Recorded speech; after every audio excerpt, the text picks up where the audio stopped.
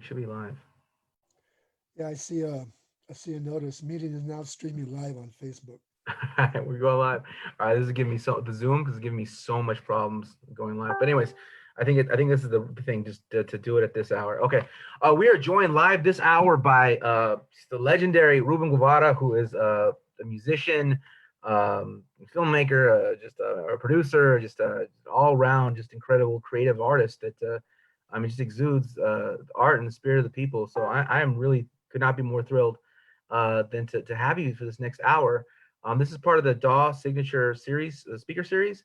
The DAW is a not-for-profit based in Pomona, California. We're an art gallery as well as art lab, and we specialize in bringing art out of the community. So, Ruben, can you just tell us? Let's start the story at the beginning. When did you know that you had just so much art inside and you had to be an artist of all stripes? When did I have what? A car just went by. Oh, when did you know Over that you there. wanted to make art? When did you know that you wanted to sing? When Oh, did you know you wanted to like write poems? When did you know? oh man. Shit.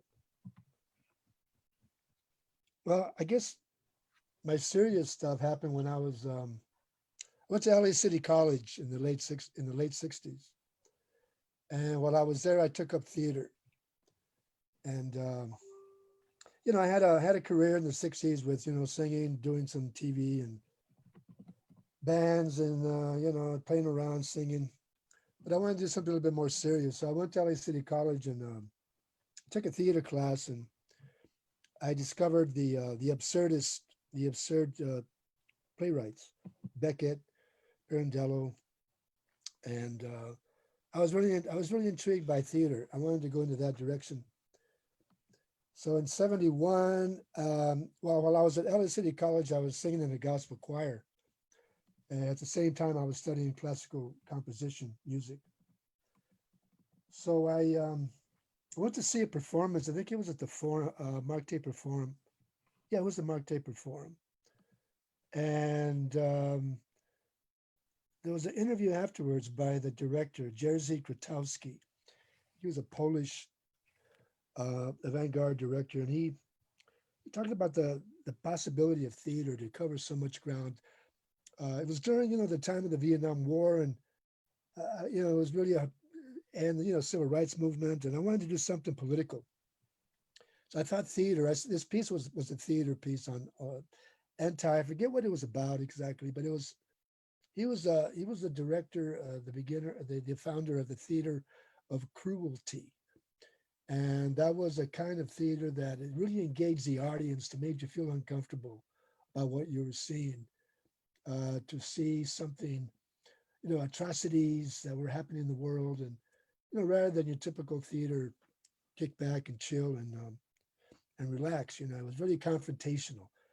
So I dug that. So I wrote a piece called "Who Are the People," and it had a gospel choir, two African American modern dancers, seven-piece band, two actors, and I conducted it.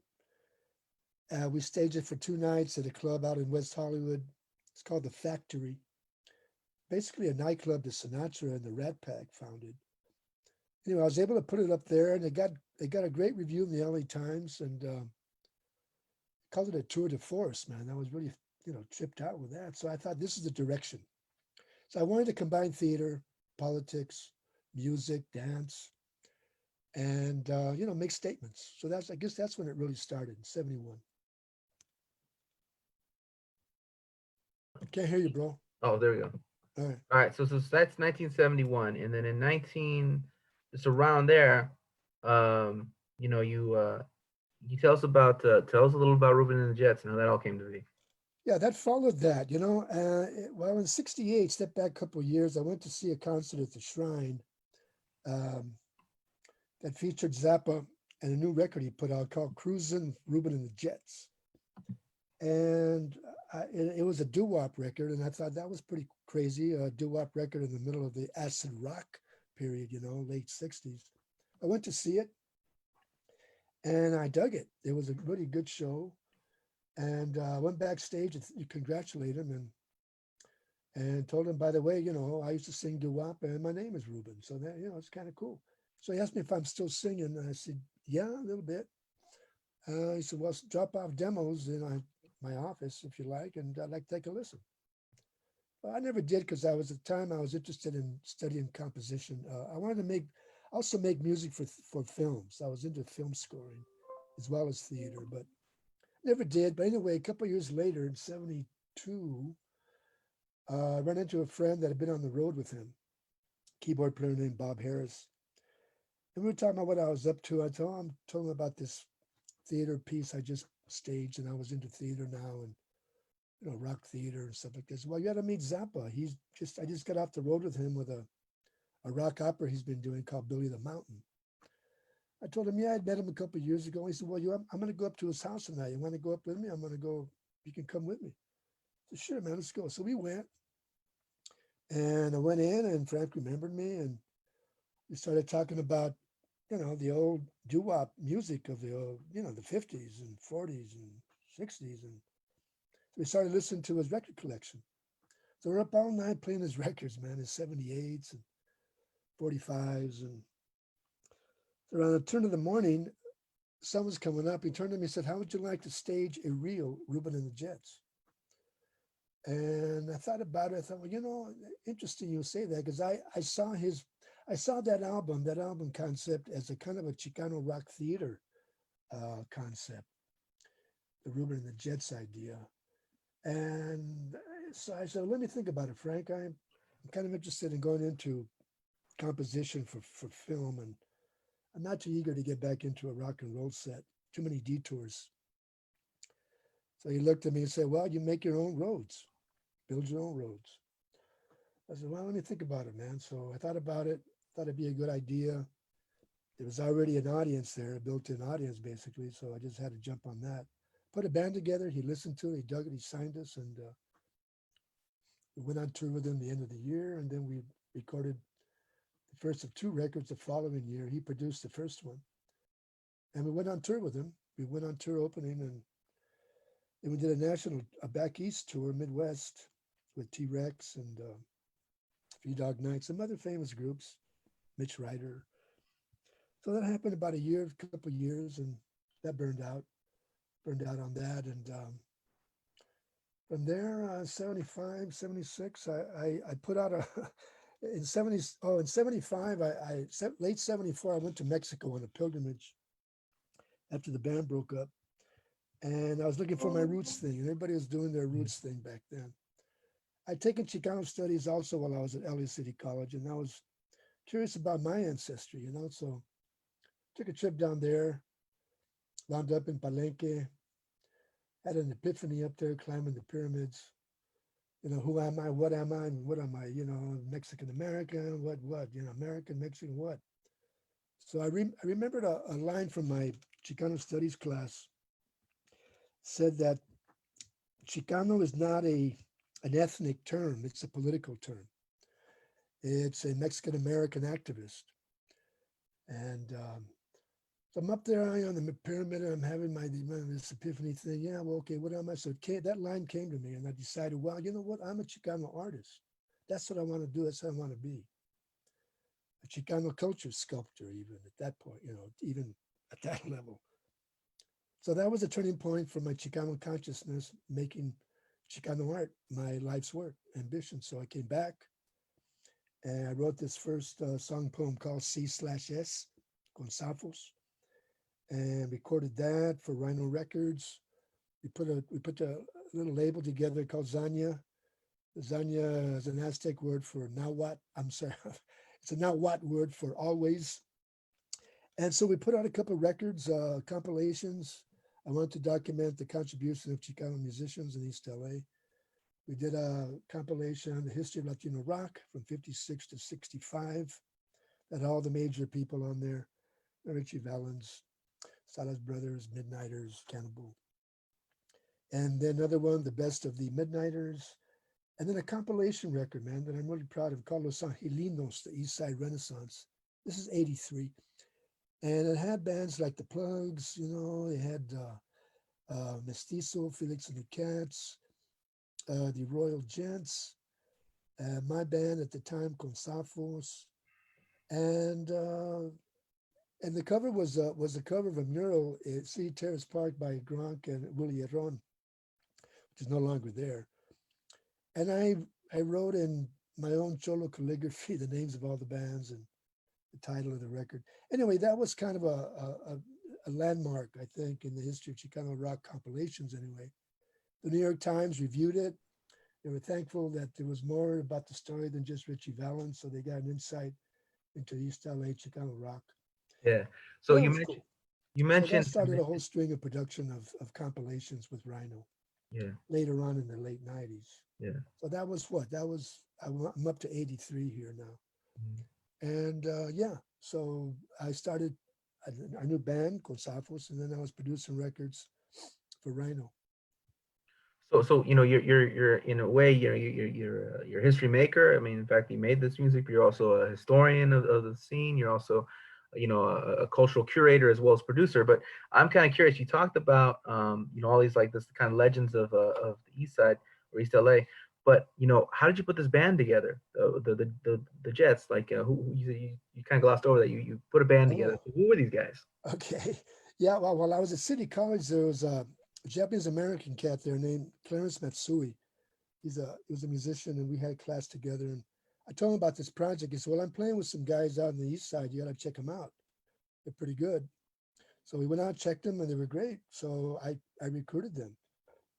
It was Johnny Martinez on Hammond B3 vocals, uh, Tony Duran from the Premiers on guitar, uh, Robert Frog Camarena was also on rhythm guitar, Bobby Zamora was on drums, and then Zappa suggested a baritone sax guy that used to play with him, Motorhead, Jim Motorhead Sherwood, and another guy that I knew, Robert Buffalo Roberts, and Clarence.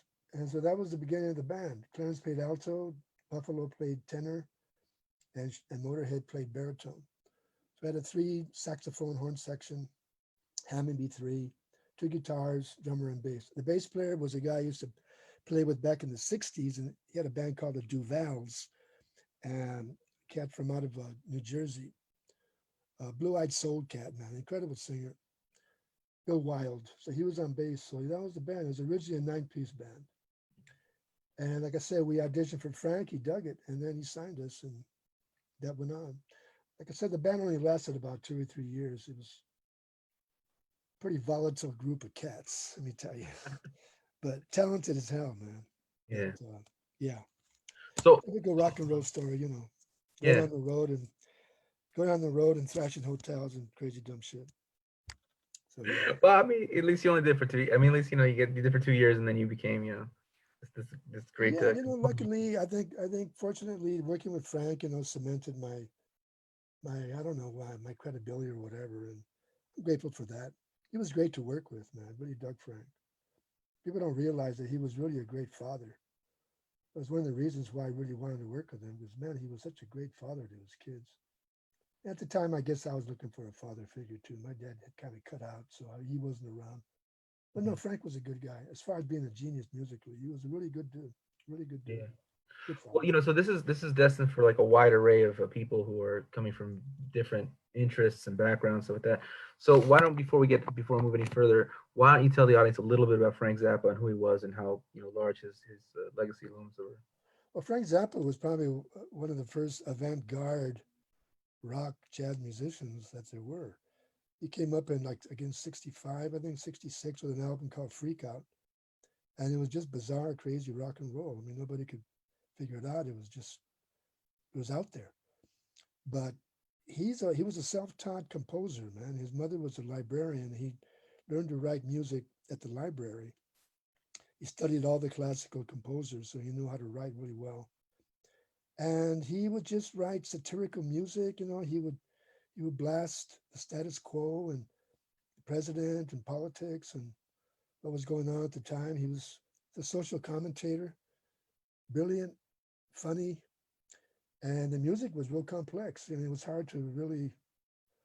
Well, it was rock, but it wasn't traditional rock and roll. It was very, very avant-garde, very, very complex. A lot of complex arrangements. It was hard to play his music. He had incredible musicians play with him. You had to be to play his charts. They were really incredibly hard. And yeah, well, Frank, he started with that. Then by his later years, he passed away in '92, cancer. And at that time, he was just starting to get his classical chops going. He had some recordings with an orchestra out of France, and his music was starting to be appreciated classically, for the first time. But unfortunately, he passed away, and that was the end of that. But he's got some really great records. One of his final ones, there was an orchestral kind of a symphony called either Yellow Shark or White Shark, something like that.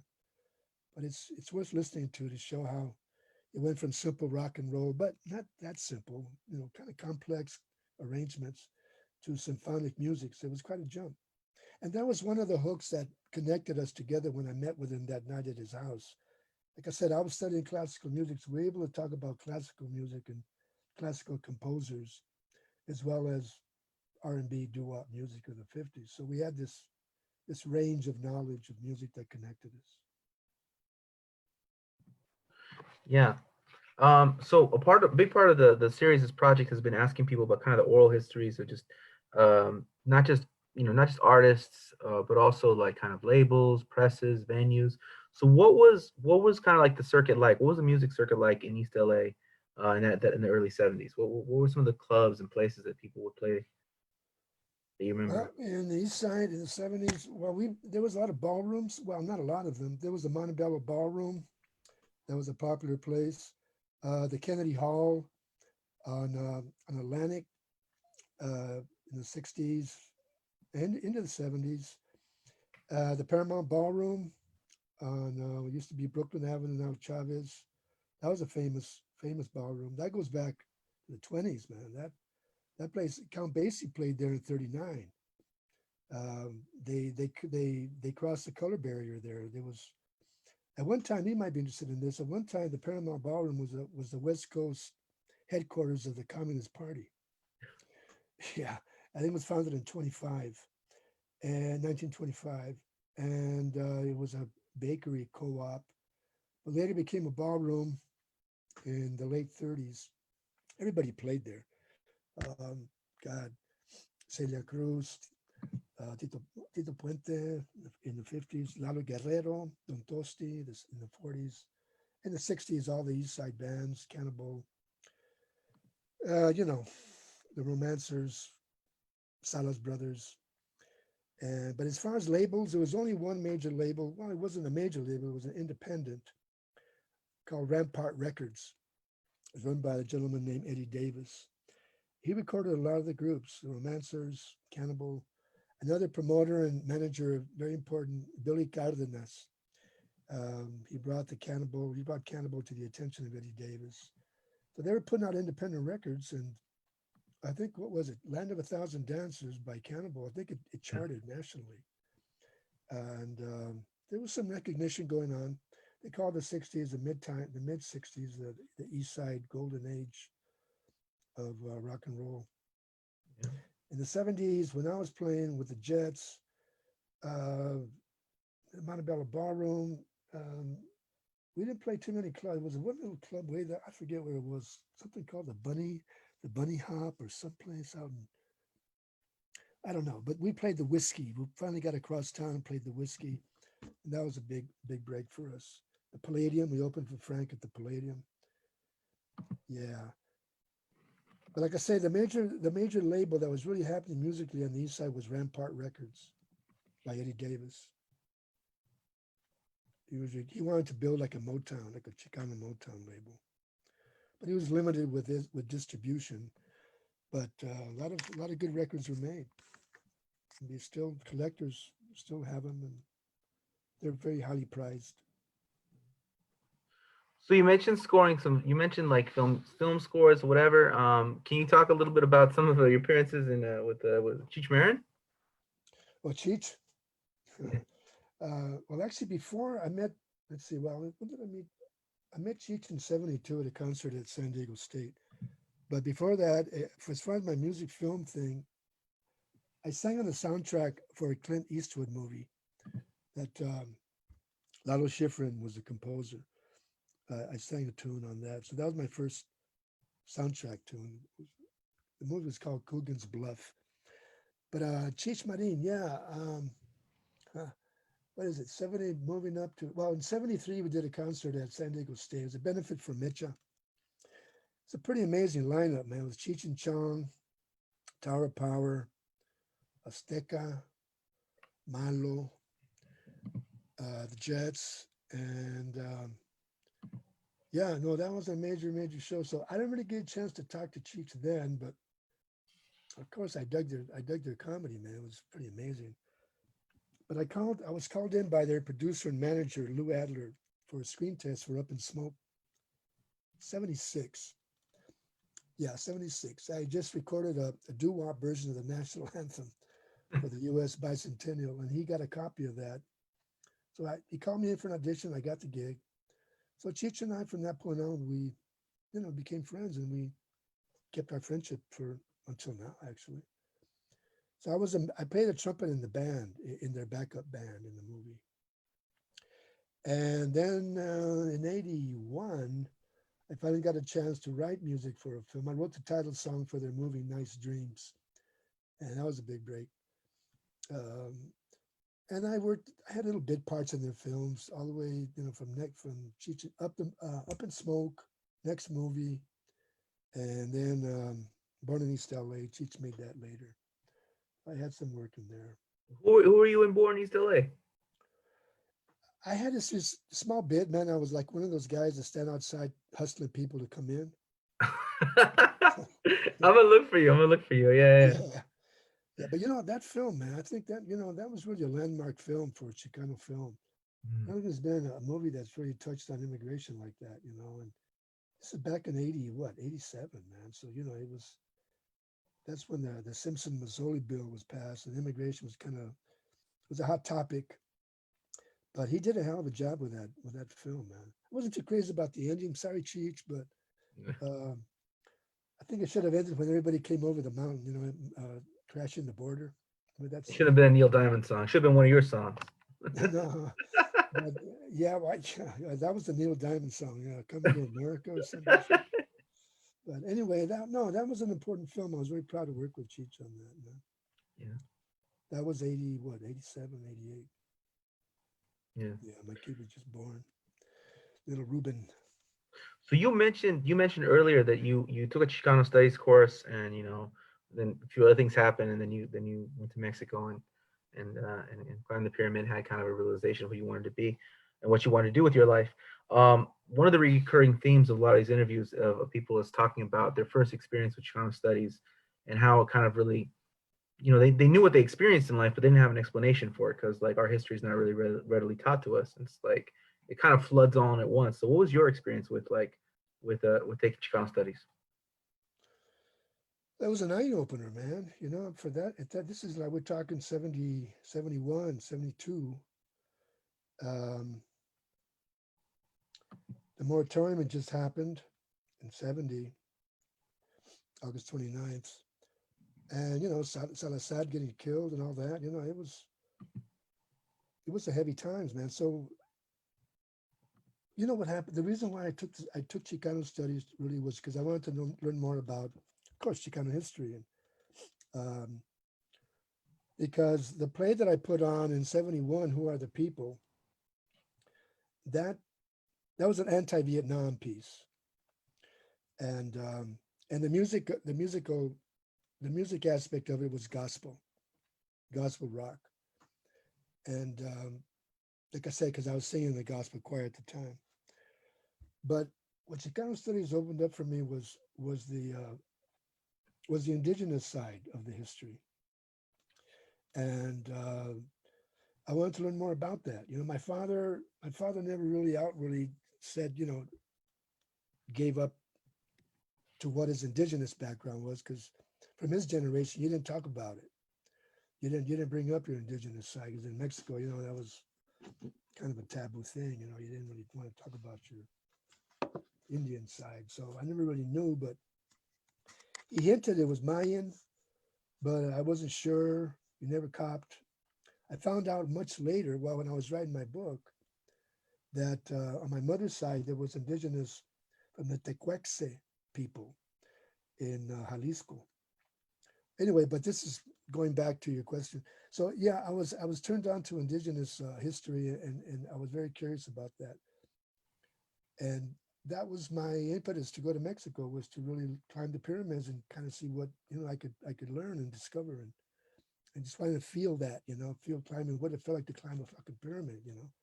That's that was a far out thing to do, and to think that my ancestors did that, built that shit. So not necessarily mine, but Mexican ancestors. But the first book, of course, was Occupied America. Rudy Acuna. That was our textbook. And but another textbook we had was North from Mexico, Carrie McWilliams. You know that book? You know I that haven't read book? it, but I mean, I know it. Yeah. Yeah, yeah. Well, that's where I got my information about the concentration camps in the war, during the war with the Japanese Americans, the Zoot Suit riots, and that informed a lot of my information. That informed me, that led to my writing of CS Consafos. So all that information is in there. I wrote Consafos when I came back from Mexico. That was the first song poem I wrote, 75. And I drew a lot of information from North from Mexico, that Carrie McWilliams book, which was a text in my Chicano Studies class. Yeah. And yeah, I learned a lot, man, about unknown history. Yeah. Never It knew seems about the camps. I never knew about that. I never knew about the Zoot Suit riots. I was never taught. That was an eye opener. yeah. So, it seems like so much of our history is like kind of buried in plain sight. I mean, we don't even know. Like we don't think of we don't think of our where we're at as like these sites of these things that happen. We don't think of where we're at as like a site where the genocide of native of native people that are now California, the California Indians. We don't think of it as a site of the Mexican American War. We don't think of it, and people have parties in Pershing Square and don't even realize who John Pershing was and what he did. So I mean, so there's just so much history buried in plain sight. So I think that's really, really fantastic what you're talking about how it opened your eyes to the Zoot Suit riots, and that's like right there. I mean, my own grandfather, was swept up in the Mexican Repatriation Act, and I didn't find that out until I read a book, and it Mm-hmm. matched up with our family's history, and I said something to him about it. Mm-hmm. I'm like, I looked at this book. I'm wait a minute, wait a minute. I went like, what's going on here? And then I'm like, yeah, well, this is ridiculous. And he's like, he starts telling, he's like, well, blah blah blah. But it seems like so much of our community, there's like this tradition of forgetting. Well, You know? it's not a shame, man. Because I had family too that was repatriated. They never talked about it until later, when I asked them, like when I was writing my book. But it's like nobody, it's like a shameful thing, and that's fucked up. Yeah, I mean, that's, to be ashamed of shit that it was really that impacted your families and your community. So yeah, no, it's a lot of history that's been buried, man. It's coming out now. It's, I think, this last decade, there's been a lot of new books being published and talking about native, the California native genocide that was happening, and it's all good stuff. It's good to know. People should know. It's not this land of the free bullshit. yeah, definitely.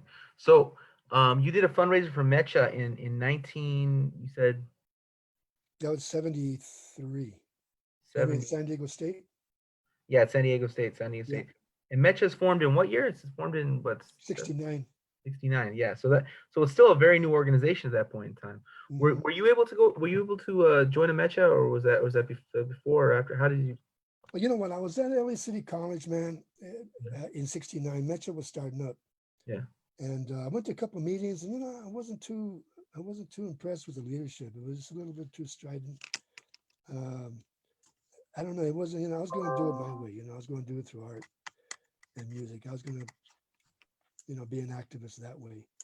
So I didn't really participate much in that organization. Yeah. I became my own Mecha. Well, I don't know if you follow recent events. Mecha's becoming its own Mecha, so that's a different story. That's a Oh yeah, different yeah. The story. whole, the whole, But the whole, the whole, the whole Chicanx thing and all that. Or yeah, they want to get rid of a lot of stuff. So whatever. So yeah, so this is really good. Can you tell us a little bit about the plays that you've been referencing? Like, because I know that in addition, I mean, when I met you when we were doing poetry on a street corner, and I thought you were really great. And I really liked your performance because I think you incorporated some music as well.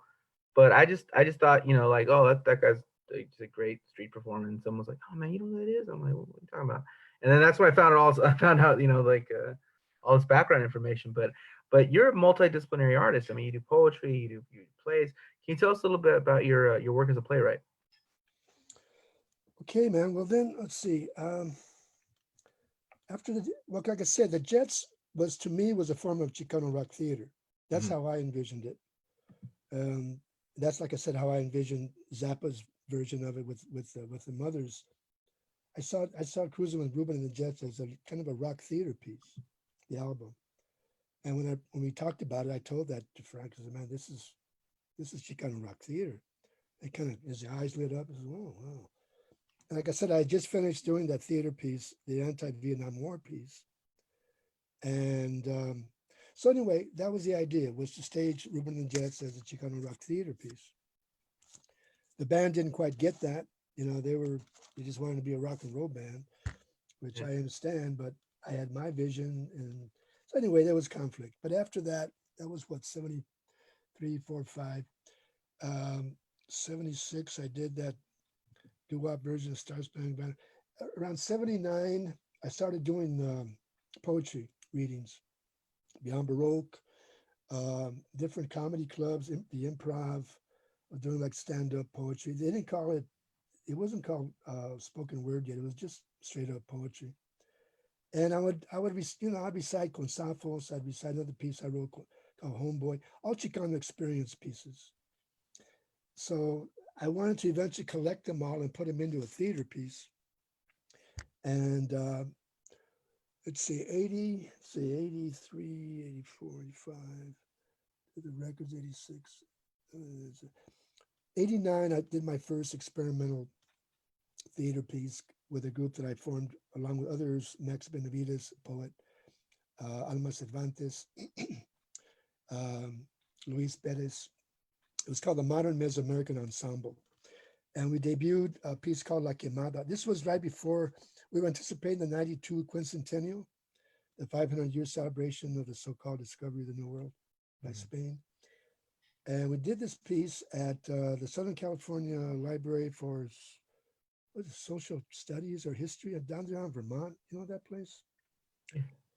Anyway, we did it there and it went over good. And I wanted to do it at Highways Performance Space in Santa Monica. Took it there, and I got Magoo involved. He did the set for that. Gilbert Magoo Lujan, pioneer Chicano artist, rest in peace, bless his heart.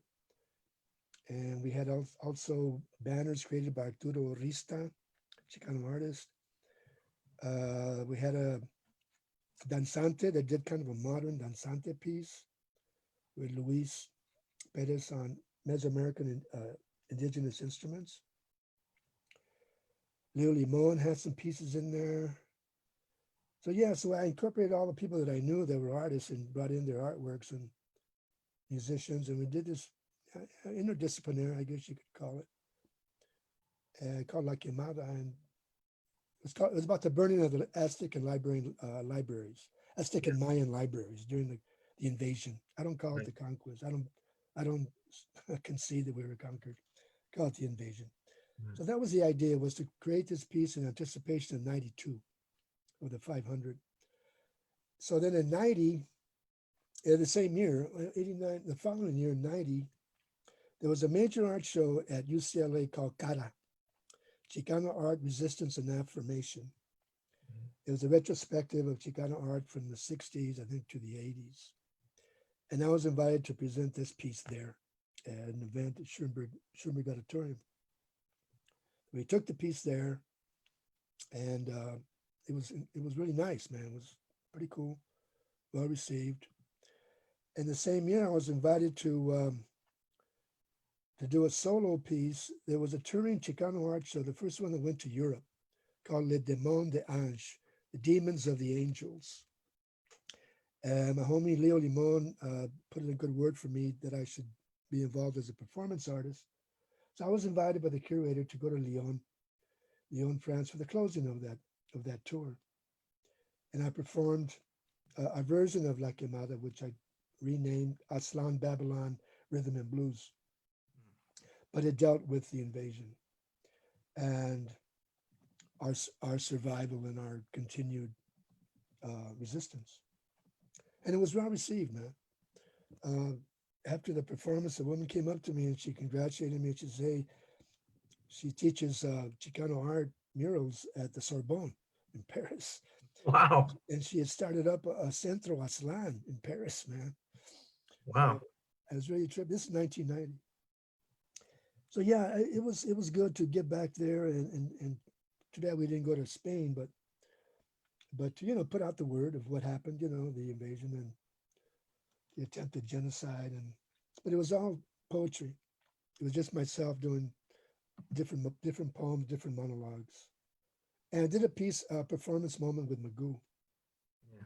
It's in my book. There is it shows that I'm up against a wall. I have a bandana with the FMLN bandana across my face, Very cool. and I'm talking about. There's one piece called "The Undocumented." Soy indocumentado, and and so he does this outline around my body. I have my arms outstretched, and he does an outline, with a marker on my body, like when somebody is on the ground, and they mark your body out.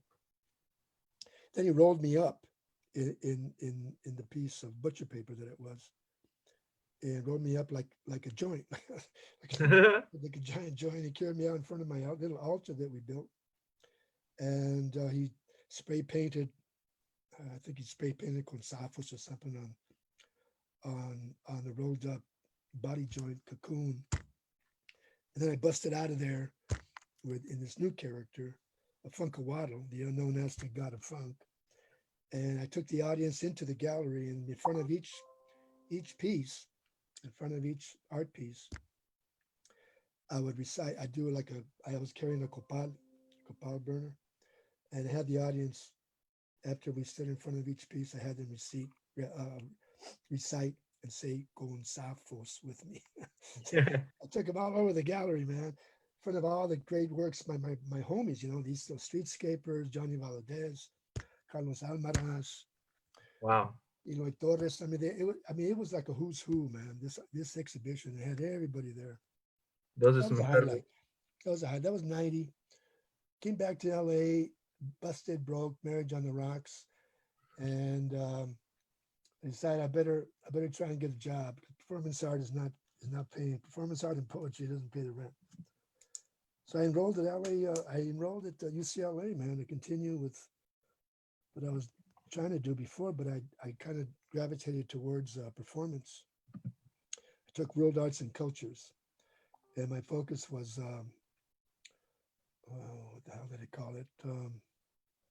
Hmm, like I don't know, shamanic performance practices, something. I had a Native American teacher. He was really great, and so I wanted to learn because, like in my performances, I try to create an atmosphere of a ritual ceremony, burning copal, four directions, and all that, to get the audience in a kind of a frame of mind, take my message in with the copal burning and just the ceremonial environment. So I wanted to check with a native person to see if what I was doing was kosher, Yeah. Yeah. if I was doing was all right. So Yeah. I performed for him. I developed a piece with him in his class, and turned out to be my final thesis, my performance thesis called Funkawaddle Speaks. And so yeah, so that again, that was a lot of poetry, spoken word, Yeah. and so my poetry chops were developing, were coming along. That was So 90, 96, I know 97. I know I'm putting you on the spot a little bit, but do you have any of your poetry available right now? Like this poem, Gonzafos keeps seems to be a recurring theme. Well, I do, man. As a matter of fact, I was thinking As a maybe matter of fact. you might ask me, man. So I could read that one, but I also have another one that I used to read in my performances called Read them "My both. Name Is Fuck You If You Don't Like It." Yeah, read them both. So maybe let's do that one. is dedicated to oppression. My name is Fuck You If You Don't Like It. I breathe through fire and stone. I breathe through ashes of flesh, blood, and steel. I breathe through centuries of invasions, genocide, colonization, slavery, manifest destiny, incarceration, and perpetual occupation. My name is Fuck You If You Don't Like It. I breathe through tears of terror and pain.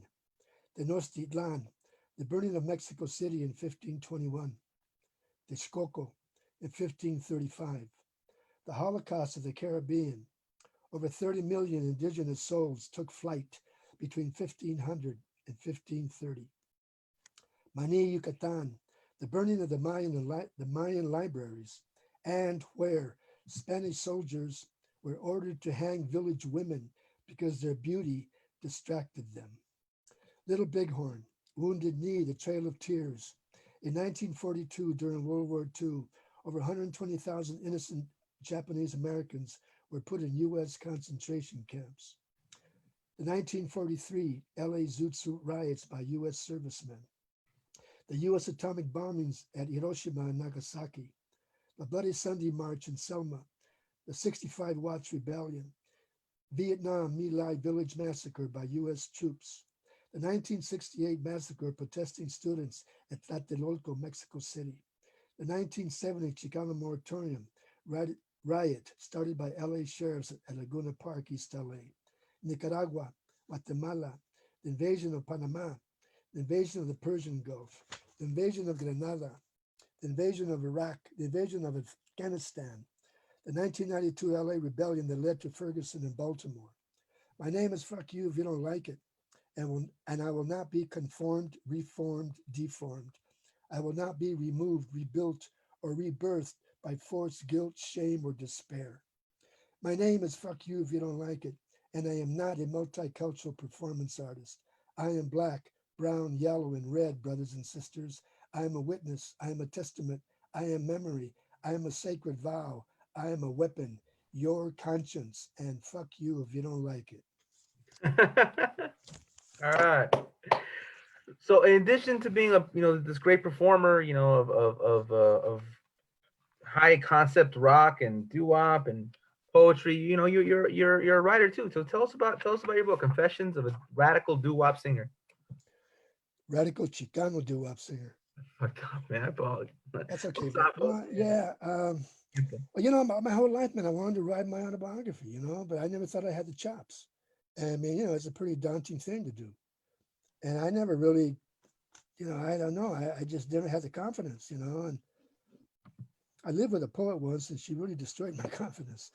And I thought poets were, noble, honorable souls, man. But whoa. Uh, in 19, I'll tell you something, man. 1990, what was it? 98, 97. There was a conference at UCLA, music conference called Discord. Under, let's see, a nation under a groove.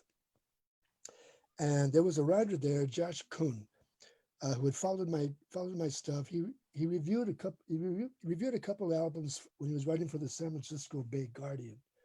The compilations he reviewed La Conquista, the Latin Rock Invasion, and also Hay Califas, Raza Rock in the 70s and 80s. Anyway, he was there at that conference. I did a little thing with him, a little performance thing. Then later he introduced me to a professor there that he told me wanted to meet me, that had been following me, that had used my poem Consafos as historical information for his history class. Professor George Lipsitz, he was a professor at UC San Diego. So I met him, and I was blown away that somebody was teaching my shit in their classrooms. So he was very, very, very, very supportive, and hey man, you do good work, keep it up, blah blah blah. You should write a book someday. You should write your autobiography someday. So thank you, man. I'm not ready for that. I don't think I can do that. This is 98, man. 98. So flash forward, 2012. I went to Johnny Otis's memorial. Johnny Otis was a LA pioneer R&B artist, a major guy in LA. godfather of LA rhythm and blues. And I went to his funeral, memorial service, and George was there. George and Josh were sitting right in front of me. So after George gave this incredible testimonial on Johnny Otis, man, I said, God damn, here I was approaching 70, I mean, I'm getting older, and hey, so he comes back, he sits down, I tap him on the shoulder, and I says, George, I'm going to start writing the book today, man. It was February 2012. So I did. And, he said, okay, do it, man. I'll help you try and get it published. Just write it. So I started working on it. I'd send him drafts. He'd come back with notes. And little by little, took about, I don't know, 3-4 years. And there it is, man. But I'll tell you something. I can't say I'm a writer. I can say I'm a writer now. I became a writer by the time I finished the book. The last chapter of that book, I finally became a writer. I wanted to go out with a bang with that last chapter. To prepare for it, I read a lot of autobiographies. Lady Sings the Blues, Billie Holiday, Charles Mingus, Beneath the Underdog. Yeah. Oh man, the ending of that book just blew me apart. I said, oh man, I gotta end as strong as that book ends. Somehow, I gotta try and reach for that. Joy Harjo, the great Native American poet, Crazy Brave by her. Others, man, Miles Davis, Miles Ahead, whatever.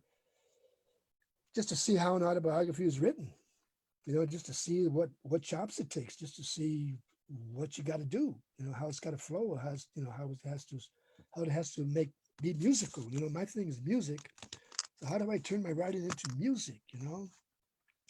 So I kind of relied on my musical chops and instincts, find the rhythms, find the flow, the cadence, and certain words have certain musical value, colors. As a poet, I learned that reading Pablo Neruda, all the major guys, Yeah. reading Marquez, of course, and so anyway, I was prepared. But then what really turned me around, like I told you in my note, man, that reading Luis Alberto Urrea's The Hummingbird's Daughter, man, that just did it. I said, wow, okay. I'd hit a rock. I hit a block then, a writer's block. I couldn't write for like a year, man. I couldn't write a word. I picked up that book and man, just wow. I want to try. I want to try again. His writing is so descriptive, so powerful, storytelling. It was just amazing. I decided to write my book and construct it like a series of vignettes, like a series of short stories, a series of poetic narratives.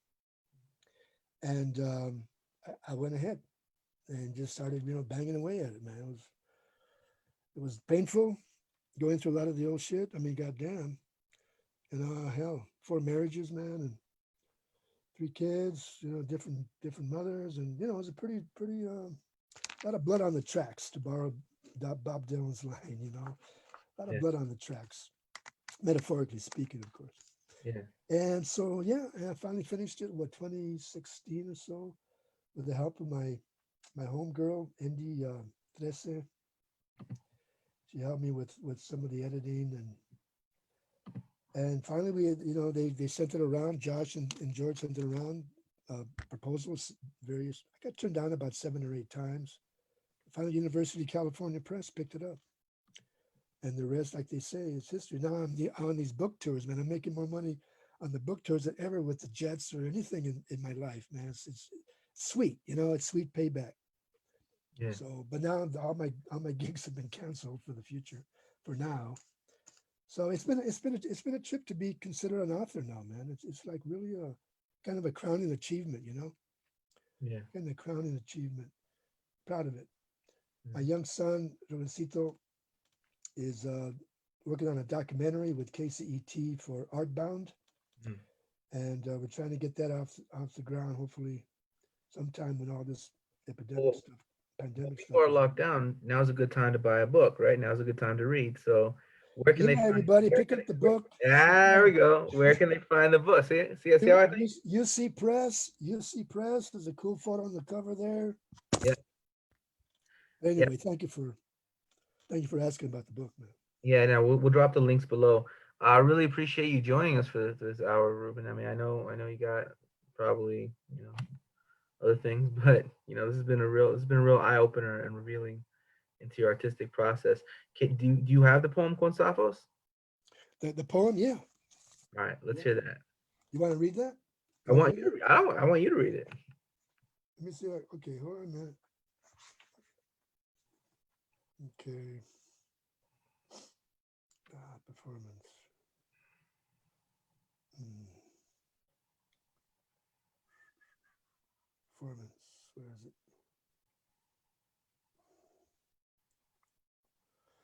Got too many pages on it here. It's got about 5 different pages. Which one would it be? Oh man. Let me see if it's 14. No, it wouldn't be there. Sorry about that. Let's see. 22. Should have it marked.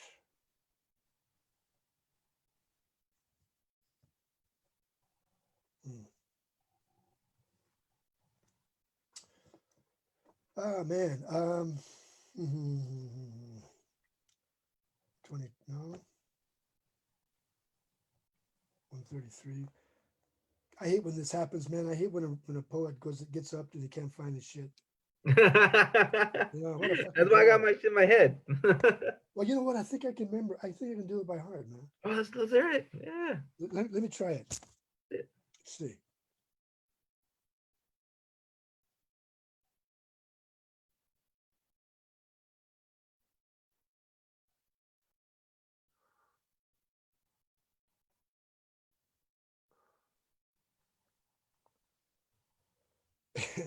Like a seance here. I'm going through a seance here. Channeling. Damn. L.A. They carry the city of the angels. Founded in 1781 by Felipe de Neve and settled by Mexicans, Africanos, mulattos, mestizos in the local Gabrielino Tongva. El pueblo de Nuestra Señora, la Reina de los Ángeles de Porciúncula.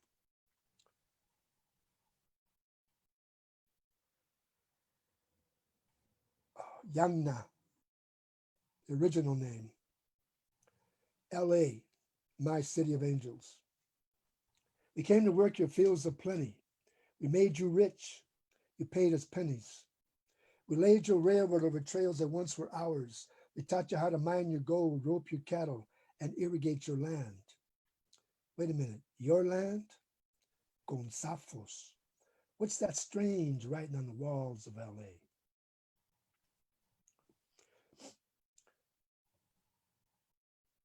March 1942. It was taps for the Japs. You put them all in concentration camps. Well, who was left to scrape your goat? Well, it was the Mexicans. Why not? We were your favorite joke. 3,000 years of civilization. Olmec, Maya, Toltec, Aztec. 3,000 years of civilization to wind up in LA, a people in damnation. Gonzafos. What's that strange writing on the walls? June 1943. A month of infamy. The almighty Hearst Press had discovered a menace to LA. You had found your sacrificial lamb special of the day. Thirsty for blood and hungry for sales, your headline screamed Mexican zoot suiters planning to attack servicemen. Be downtown between 6 and 10.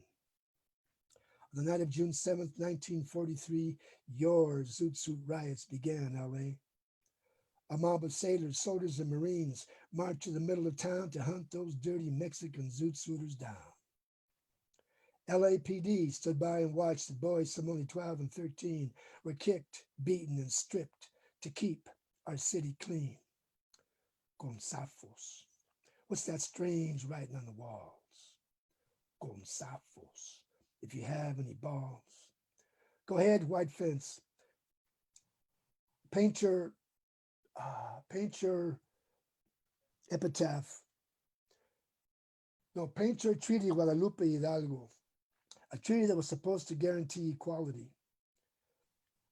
Go ahead, Santo. Spread your emblem. Go ahead, Clover.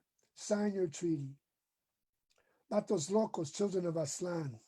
Spray your metallic blood until all the walls come down.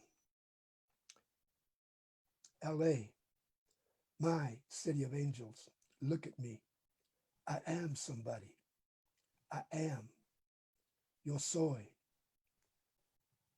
I am somebody. Long live LA. Long live Yagna. Que viva mi tierra. Con Safos. Well, man, it's been an amazing experience talking to you here today, and we're gonna drop the link to your book below. And are there any final words you want to leave with the audience? The words of wisdom in these troubled times? See. Yeah, there's a little jingle that I just heard online that's pretty funny. Let me see if I can remember it. See.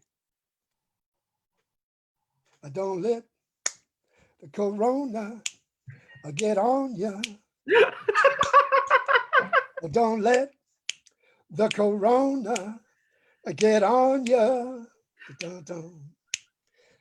Just do the best you can and wash your face and hands. But don't let the corona get on ya. Okay. You heard it here. Don't let the corona get on you. All right. Thank you so much, Ruben. Thank you so much. Hey, thank you, man.